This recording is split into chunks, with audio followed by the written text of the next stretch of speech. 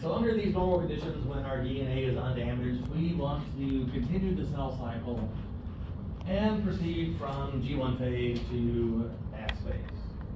So that's what we're going to talk about. You review this series of events that have to allow the cell to not do something during G1 so that it can do something during S phase. So what we have going on during S phase is a scenario where the RB protein is directly connected to the E2F protein. The RB protein is unphosphorylated at the state, which is what allows it to bind to the E2F protein. And so here RB is active because it's able to bind to E2F and do what it needs to do. The E2F is inactive because it is being bound by the RB protein. And that's why we don't initiate the transcription of DNA replication genes during G1 phase, because E2F is inactive. And the reason why it's inactive is RB is unphosphorylated. But the reason why RB is unphosphorylated is because of this other thing down here, the CDK4 cyclin D pair is inactive. So this thing can't phosphorylate RB because it is in fact itself inactive in these conditions under the G1 phase. Also, because our DNA is undamaged, we have p53, which is also bound by MDM2, which makes p53 inactive, that makes MDM2 active. There's more of the protein in this cycle, but I don't know if there's space to put it. Probably there's space to put it. That's P21. And in this case, P21 is inactive right now.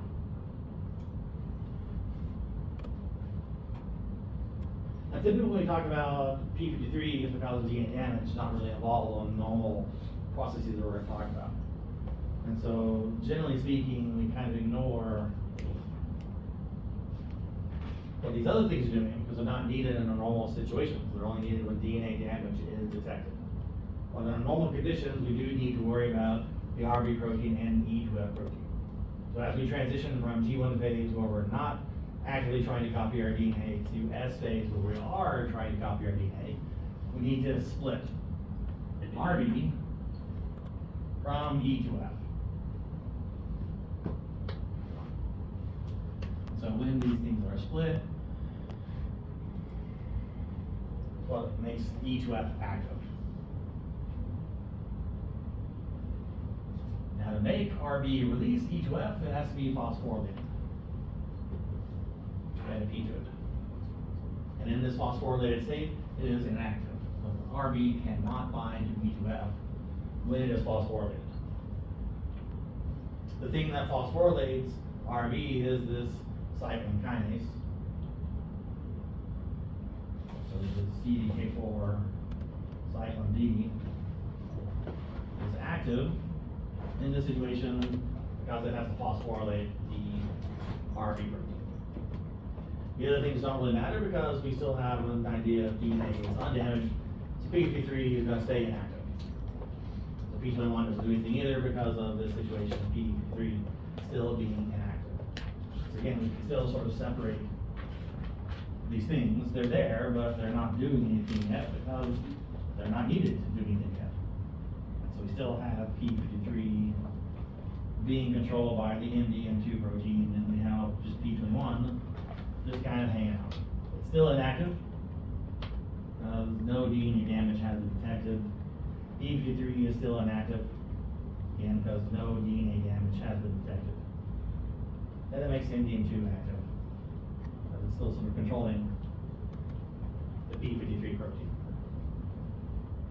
But again, it just to normally transition from G1 phase to S phase, the cyclin kinase becomes activated at some point, which phosphorylates the RB protein, causing RB to let go of E2F.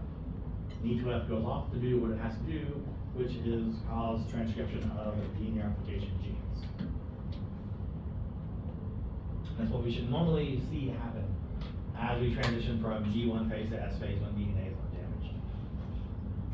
Anybody have any journal questions about just this switch that we're talking about right here?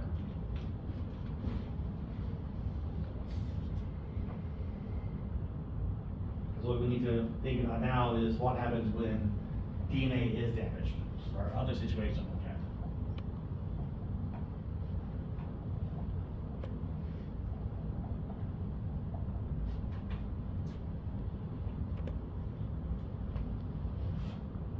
So typically DNA damage being detected needs to be done during G1 phase before we start replicating our DNA. So that is where we're going to start. So we have a sort of a pre-state, undamaged, going into damaged. Which is still a lot like what we have over here. We have this transition between one state and another state. The state where we're not copying our DNA in G1 phase to a state where we are copying our DNA during S phase. We have a cell that has no damaged DNA in a certain setup, and then what happens once that DNA becomes damaged. And so starting out in the undamaged state, we have P53 is inactive. And this is one of the more important things to remember about P53 is it's inactive when DNA is undamaged, but it'll move to an active state when DNA is damaged. And what keeps P53 inactive is the presence of the MDM2 protein. So we think about this as being active. And the active MDM2 is what keeps P53 inactive. Because P53 is inactive, P21 is inactive. And so we don't really do anything at this point. We don't need any of the other things because nothing is going on. Again, we can kind of separate. One set of proteins is only needed in the case of DNA damage, the other set of proteins are needed under normal conditions. So we don't need to even draw RB, E2F, and CDK4 cyclin D just yet.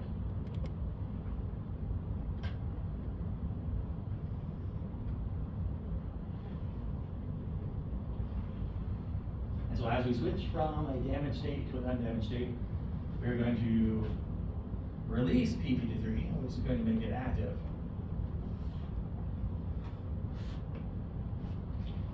And so we don't really talk about what happens in MDM2, but we can assume that it'll be somewhere else and it'll be inactive. Because if it was still active, then P53 should stay inactive. But in this case, something happens to make P53 active. Again, what P53 does is to physically interact with P21 to change it to an active state. So again, this is the switch that we see happening when DNA damage is detected. P53 is doing nothing, and suddenly it's doing something because DNA damage has been detected. And why is this important? Because of the activation of P21. P21 has a particular effect. And that effect will be to do something negative to the CDK4 cyclin.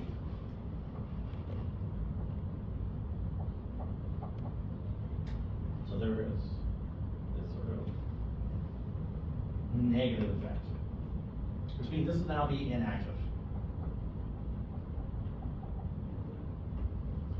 Because this is inactive, the RB protein stays unphosphorylated. And because RB is unphosphorylated, it is going to stay attached to E2F. Sorry, E2F stays inactive, and RB now stays active. So what we want to think about is the damage to, or the undamaged to damaged state is basically keeping the cell in G1 phase. Because we want to stop anything from copying DNA until our DNA becomes undamaged.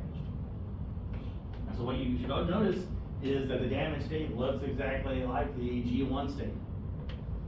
Because again, we're trying to do the same things. Keep the cell in G1 where we're not copying our DNA, not progressing through the cell cycle.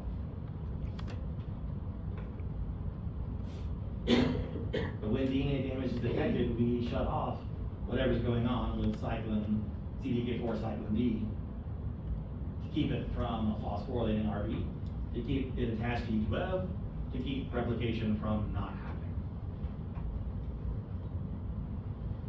So it doesn't matter what RB and E2F are doing in the undamaged state, it matters what is P53 and P21 doing in the damaged state, and how does that affect what happens to RB.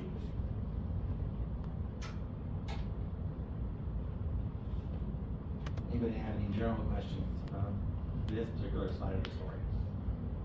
Again, what we think about is, it's not two different things. It's just two different ways of looking at the same thing. How do we normally keep the cell in G1 before we transition to S phase? And how do we keep the cell in G1 so we don't transition to S phase? One of the last things I want you to think about before we move into some new stuff is the difference between tumor suppressor genes and proto-oncogenes. It's not just, are they going to promote cell division or prevent cell division or promote apoptosis or inhibit apoptosis. I want to talk about the other aspect that was mentioned in the slides, about what typically happens when tumor suppressor genes and proto-oncogenes are mutated. Typically how this relates to a tumor situation leading to cancer. Does anybody remember what typically happens? What effects do we see happen to things that are tumor suppressor genes versus proto-oncogenes? What types of mutations are they typically affected by? I'm guessing the answer is no. Nobody remembers, or nobody wants to guess. Let's see, in alphabetical order, it would be gain of function, hypermorphic, hypomorphic, loss of function. Proto-oncogenes get a gain of function, or hypermorphic tumor suppressor genes do the other thing, they get loss of function and hypomorphic. Let's see if you're right. I don't remember. You say gain or loss? Proto-oncogenes have a gain. Gain of function. Gain. And then they're going to be hyper. Yes. Which what we want to understand and hopefully appreciate is both these increase activity, either by increasing the activity of the protein itself or increasing the number of the proteins. It's still going to give you more of something. Both of these give you more of something. On the other hand, if you lose function or have the hypomorphic expression, you're losing something. So in the case of, what I want you to think about is, does this actually make sense? Tumor suppressor genes, do they promote division or prevent division? They want to sort of make sure that cell division is decreased. So in a world where we're trying to decrease cell division, does it make sense that you mutate a tumor suppressor gene to make it not functional anymore? What happens when we make something not functional? It doesn't work. And if something is designed to stop cell division and you break it, what's going to happen? Cell divisions can keep going. Yeah, it should do the opposite, which is to keep going through cell division. So if we break a tumor suppressor gene, is the member is RB tumor suppressor or proto-onco? Is it proto-onco or is it tumor suppressor? Tumor suppressor, because it stops cell division. Yeah, because it does, right? It stops. RB, when it's active, is going to keep us from continuing in the process of cell cycle. So it's going to be, let's stop cell division. So RB, as an example, is a tumor suppressor gene. If we break it, what potential effects could that have? I'm thinking about the real effects. If we break RB, in what ways could we break it to make it not work? Okay. You can mess up P. Is that breaking RB or is that breaking something else? You could mess up P53 or P21. Or we're affecting RB. Something we're doing to RB that would make it not work in a normal way. So how can we break RB to do the opposite of preventing cell division to promote cell division? Don't worry about it, it's not something that you're gonna see in the exam, but I do want you to think about it a little bit. Can we think about how these effects are manifested? And what does that mean for the protein? And so if we want to prevent or allow the cell to go from G1 to S phase, what needs to happen with RB? It needs to be phosphorylated, but more importantly, what does it do once it's phosphorylated? And let's go with E2F. So if we do something that breaks RB where it never binds to E2F, we accomplish the same thing of doing the opposite of decreasing cell division and increasing cell division. If we monkey with the CDK4 cyclin D, that's going to alter the phosphorylation ability of RB, or have a transitory effect or an indirect effect on something else. But these, a gain of function, hypermorphic, loss of function, hypermorphic, should sort of make sense in the idea of what these things do. Because we need to do the opposite to make the tumor happen. We need to make something more active. Like if CDK4 cyclin D is more active, it's going to phosphorylate RB new when it's not supposed to. This means it releases E2F and begin make cell division happen. So just trying to provide a little bit of context for how these things sort of function inside the cell. If you break one thing, what does that have an effect on things as we go down the line? I've already written a few of the quiz questions, so I'm just going to mention one thing you need to watch out for.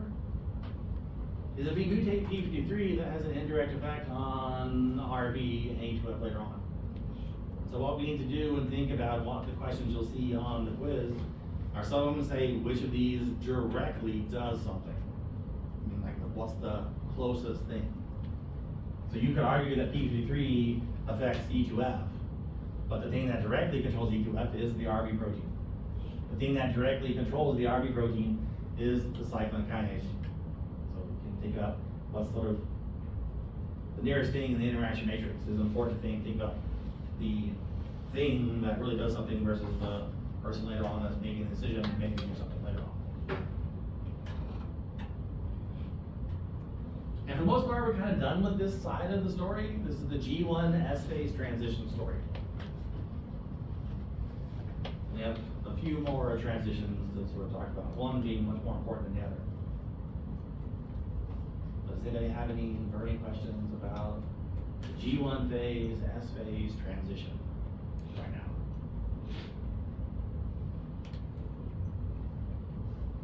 And we'll see how we do the quiz.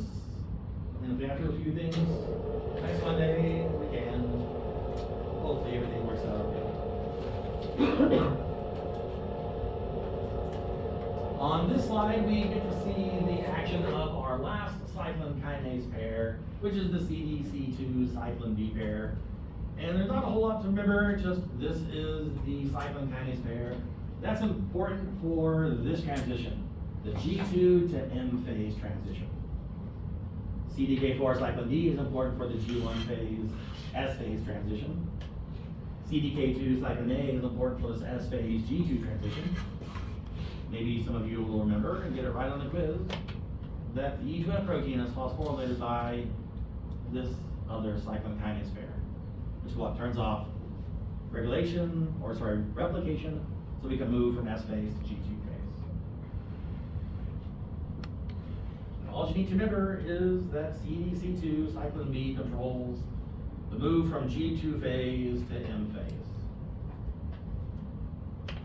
And I just throw it in here to remind you about what happens at the beginning of the M phase, which is prophase. Basically, this cyclin kinase pair is involved in initiating prophase. Which is the other way you may see this written in a quiz or an exam. This is not just the G2 phase M phase transition, it's the G2 phase prophase transition story because we're making prophase actually happen.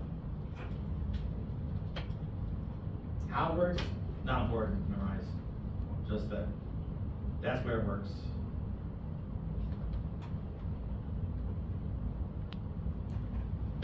When it comes to the G1 phase, S phase transition, it's always about protein phosphorylation ultimately.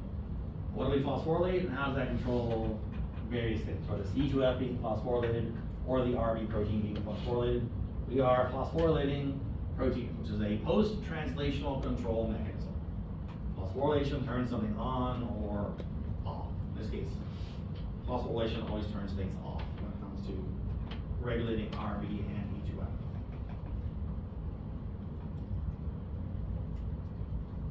We also have examples of what we call protein sequestration. RB binds to E2F, stops E2F from working. MDM2 does something to P53, which keeps it from working. We see some examples of proteins grabbing onto other proteins and stopping them from working. The last example of a way that we can do a post-translational control is through this idea of proteolysis, where the protein is physically degraded. Phosphorylation is transitory. You can phosphorylate or dephosphorylate. So that's good because the protein's still around and you don't have to make more of it. Sequestration doesn't damage the protein, so it's still there. Just we turn it on or turn it off based on what we do. Proteolysis is a pretty drastic mechanism of control because you're physically destroying the proteins and you have to remake them whenever you need them again. And this story involves a really fun word, ubiquitination. Ubiquitin. I love ubiquitin. If you want to be phonetic, it's ubiquitin. I think that's funny, ubiquitin. What are you quitting? The protein, because it's going to be degraded. Ubiquitin itself is a small protein, so we're going to proteinate another protein. So we call it ubiquitination. Have fun spelling ubiquitination. So it's ubiquitination, like your next patriot. Who likes jokes? Who likes my puns? I work really hard on these puns. Actually, I don't. They come to me. It's spontaneous stuff. But it's gold. Gold. So in this story, if we add ubiquitin to a protein that is a target, it means that protein is destined for proteolysis. The thing that adds the ubiquitin is called the anaphase promoting complex, or the APC/PC. I don't know why there's an extra C in there. Anaphase promoting complex, APC. Anybody have any thoughts on where the other C comes from? I have no idea either. What's that? Calcium? I don't know. It's possible the C doesn't even mean complex, but another C word. You mean chromatin? It might be chromatid. Who knows? Now, who remembers what happens during anaphase? The sister chromatin pairs go off cells in the cell. Yes, we split that sister chromatin pair. What happens before anaphase? And they line up. So would you say that how are chromatids during metaphase versus how are chromatids during anaphase? Anaphase, they're replicated. Anaphase, they're separated. What's the opposite of separated? If they're connected together, right? During metaphase, they're still connected together. During anaphase, they have to be pulled apart. So what allows us to pull them apart during anaphase, but not during metaphase? That's the story we're actually telling you here. Is how do we actually accomplish something that's stuck together during metaphase and split apart during anaphase? It involves proteolysis. And there's a bunch of fun little words, proteins that have very unimaginative names because their names are very descriptive. And one of them is called securin. Be careful, because sometimes autocorrect is not good. Every once in a while it'll say securing, because autocorrect does not like the word securin. I should make it learn it, but I haven't done it yet. I pick this up because sometimes on a question or the lecture reviews it might say securing. Hopefully you know that that's just a typo. Securin is a protein, which means it really should be capitalized. And so if you see a capitalized word, securin,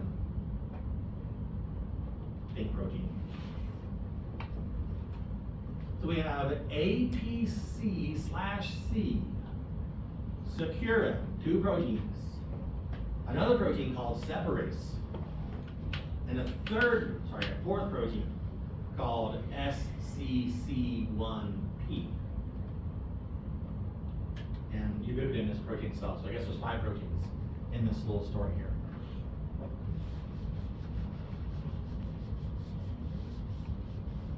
I mean, we can look at the slides and get the answer, but hopefully you can look at the word securin and guess what it does versus what a protein like separase might be involved in doing. Which of these things is involved in keeping the chromatids together? Yes, that's what it does. Securin is going to be important in keeping the chromatids together. Separase, what do you think it's going to be doing? Separates the proteins. It's going to be separating things. That's pretty easy. But in metaphase, my M is horrible, but I'm not going to change it. The 2 chromatids of the sister chromatid pair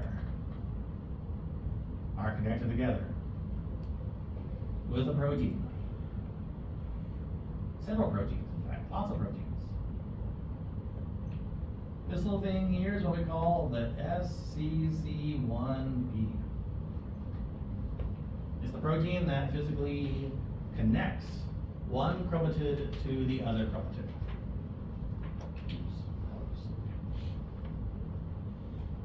Chromatid. Chromatid.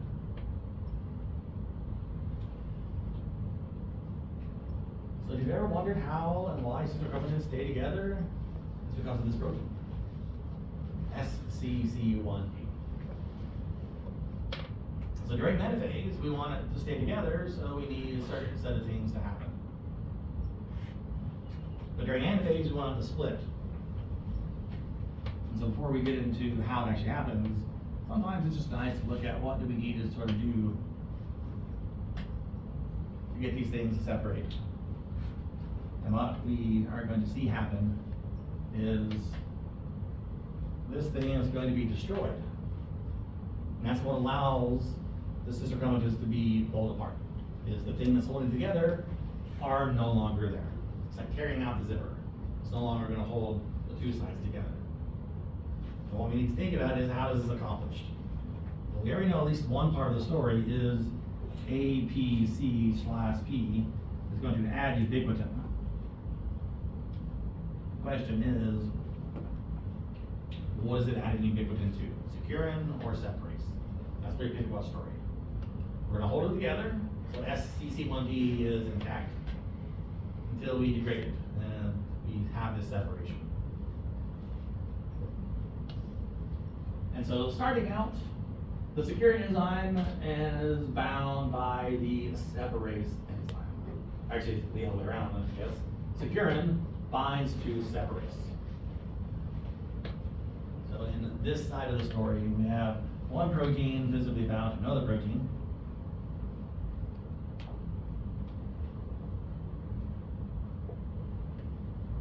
And no ubiquitin yet.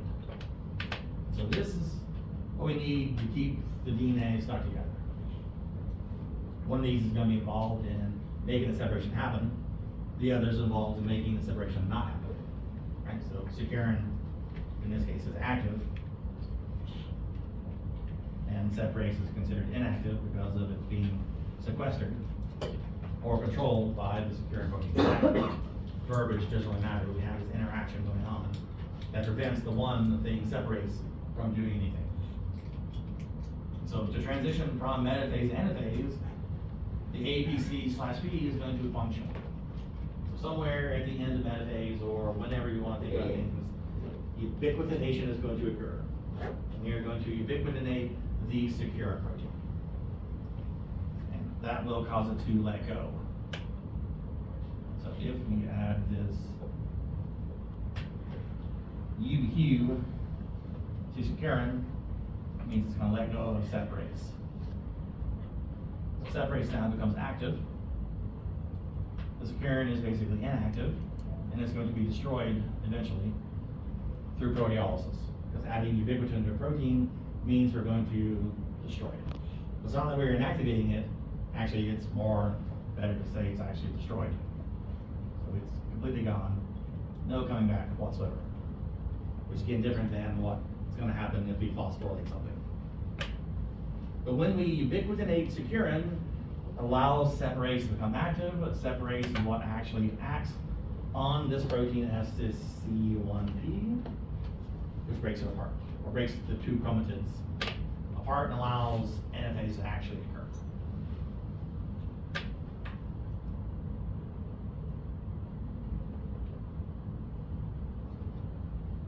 And it's not that dissimilar to what we talked about already. Again, modifying a protein changes its activity level. You let go of something that goes on to do something else. And that thing you let go of is the thing that's needed to make the thing you want to happen. It's not S phase now, it's anaphase. So separating the DNA, the chromatids, happens because separase is free and now free to be active.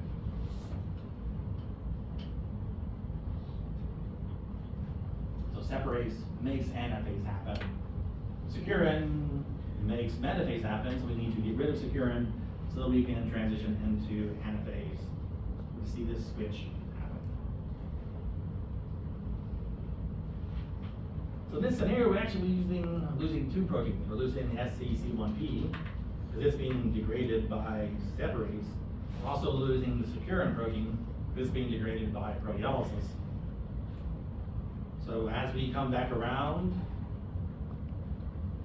the wheel of the cell cycle, somewhere in prophase, you probably imagine that these proteins need to get remade. Maybe even before prophase, maybe they get made during S phase, because that's when the chromatids actually get formed. Maybe they get made during G1 phase, because we need them already there before we copy our DNA, who knows?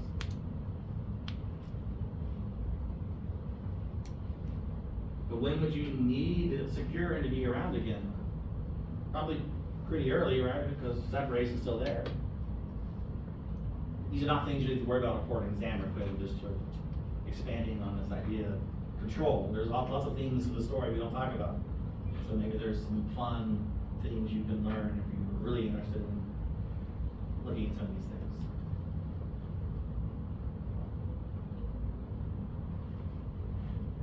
But how about we talk about cancer? Because I know everybody loves cancer. Everybody loves cancer. If there was somebody here teaching cancer biology, how many of you would take it? Nobody would take cancer biology? Really? That's people don't love cancer. No interest in cancer whatsoever. Okay, well, how about a scientist? You know why it's called cancer? Because of how the cells look. So you want to guess why? Just check and make sure it's on the slide. Oh, it is on the slide. Does anybody know astrology? Cancer is an astrological sign with the symbol of the crab. And so when Ashworth first saw these cells, they had these little appendages that kind of look like a crab. So, hey, call them cancer. Weird. This is how these weird names come about. Like, why cancer? Because crabs. Go out and tell your partners and friends and family members, I know something you don't know. Cancer looks like a crab. Not really true. But anyways. Now, one thing I did learn is really cool. This is a recent thing, not a Thomas Ashworth thing.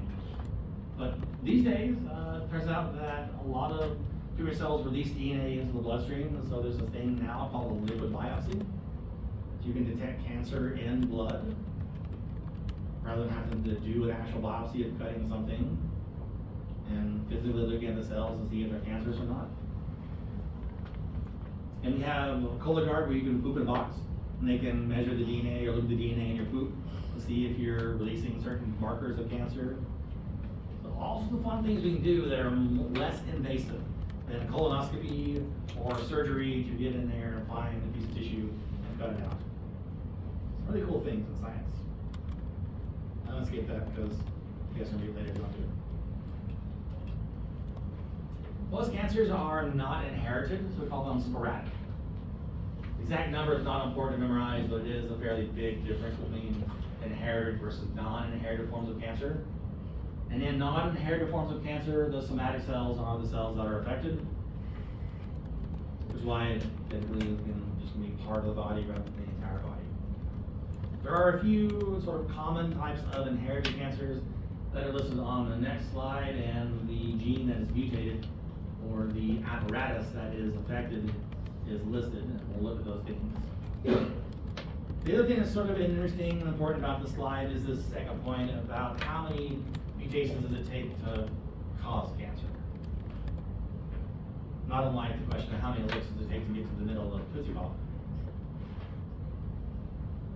But how many mutations does it take? Is 1 enough? Is 8 enough? You know, that's not enough. Let me know, CV. Generally speaking, it doesn't just take one mutation to cause cancer. There are exceptions, but a lot of times one thing gets broken, that leads to something else getting broken and something else getting broken, and we get this cascade of events that eventually cause something very bad. A lot of times, things that are mutated undergo apoptosis pretty easily and pretty quickly, so they don't have time to cause problems. It's just something that's around for long enough that is going to be the issue. These are 5 types of hereditary cancer that you will see on your quiz and exam.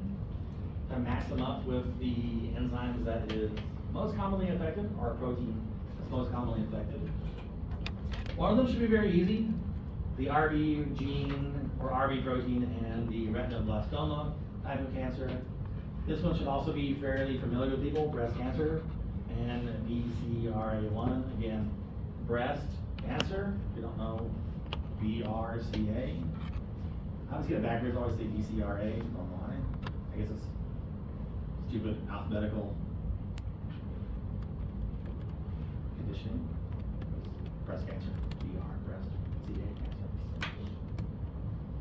Then we have ectodermal pigmentosa. You may know what organ is affected during ectodermal pigmentosa. Skin, and it's a type of skin cancer. And it's a problem within this thing. What does this thing do? Particularly, what type of damage does it fix? Remember that? What damage is fixed by nucleotide excision repair? UV-lysocytosine enzyme damage to be fixed.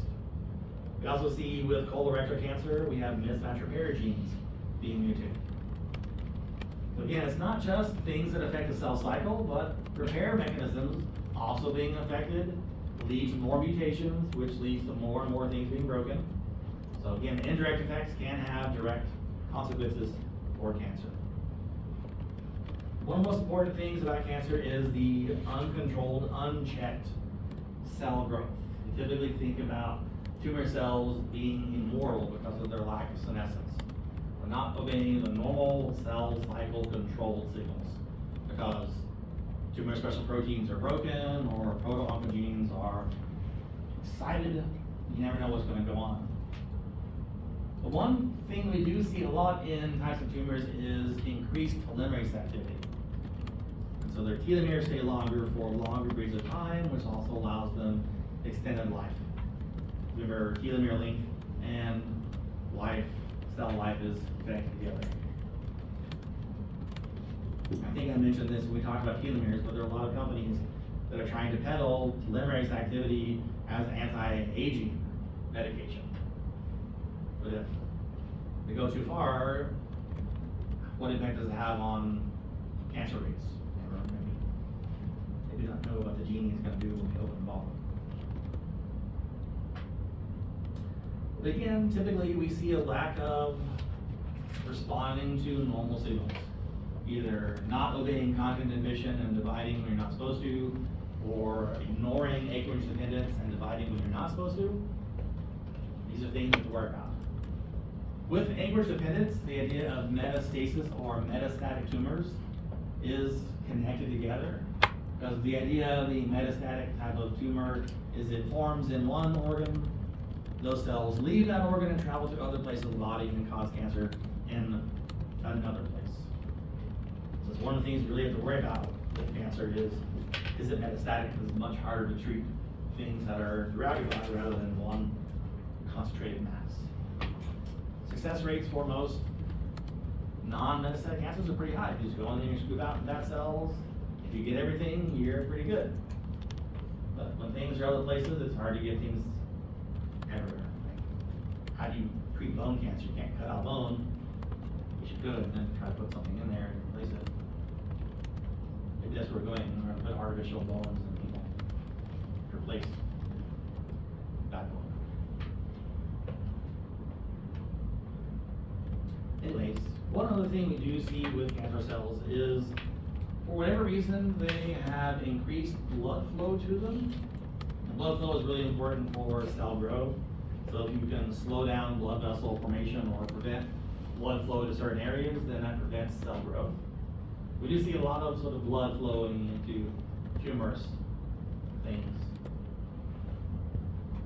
And obviously, one of the things that's related to increased cell division is a lack of dying. We do have this not dying, so no apoptosis happening. And when it comes to apoptosis, there are some other proteins that are involved in initiating or controlling whether this happens or not. And these two proteins are called BAX and BCL2.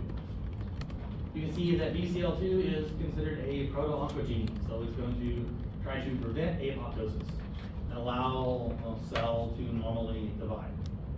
Typically, you want BCL2 to be active when things are normal and healthy, because we're going to prevent apoptosis from happening. BAX, you see, is going to promote apoptosis because it's a tumor suppressor gene. Typically, you want BAX to be active when things are not right, because we want to try to kill those cells that are not right. Now, there is an interplay between BAX and BCL2, so there is two different stories we can talk about, because BAX does two things. It's going to promote apoptosis, but also inhibit BCL2, which further increases the apoptotic ability. So normally speaking, again, we want BAX to be inactive, which allows BCL2 to be active. Again, under normal conditions, DNA is undamaged, so P53 is inactive. And it's inactive because MDM2 is keeping it that way. And we don't see the other side of the story, but if I raise the board, we see it. Remember, P53 also talks to P21, but it's inactive, so it doesn't do anything. So in this case, P53 doesn't do anything, so BAX is inactive, no apoptosis stimulated, but more importantly, BCL2 will physically interact and inhibit the apoptotic activity. So no apoptosis happens when things are good. It should make sense. Don't kill cells that are healthy and good and functioning normally. And BCL2 is what keeps the cells from being sacrificed when we don't want to sacrifice them. So if something bad happens, like DNA damage, we see a similar set of things happen. P53 becomes activated.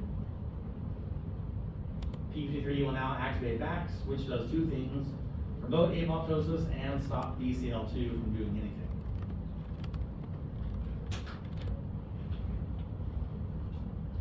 It's important to at least appreciate that when DNA damage occurs, P53 is not always telling BAX to do something. It's only under extreme conditions that we need to resort to apoptosis. The first response is to try to pause the cell cycle, to do what's hidden.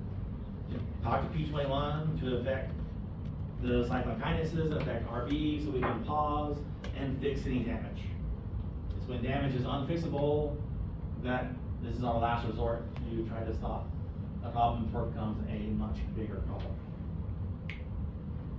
So it's just two more proteins. It's just remembering, what does P53 talk to? And then remember, what does BAX do? And what does BCL2 do?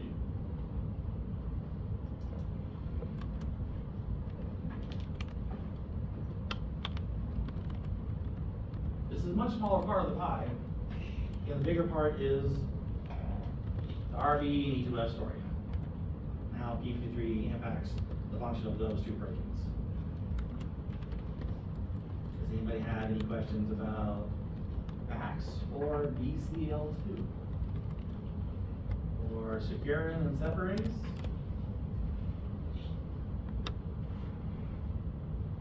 Or ABC/B or SCC1B? These are all in an answer choice together? Does that freak you out? They're not all together. All these are together because they all go together, because they're all P53 things. But these are all typically separated on the quiz, which means they may be put back together on the final, or on the exam 3. So, one thing is to keep straight which activities and things they're involved in. Dylan, did you have a question? What would be FACS and protein? Everything is a protein code. Unlike before when these were DNAs or RNAs. I guess it's one of the other thing about exam 3 is what's DNA, what's RNA, and what's protein. Is sometimes an important thing. But mostly RNAs, all the RNAs have the word RNA in them. So that should be pretty easy to remember. The only DNA sequences we have are a promoter, an enhancer, and a silencer. Everything else that's not called RNA should be considered a protein, I would say. There might be some exceptions, but I'm pretty sure there aren't any other DNA sequence to worry about.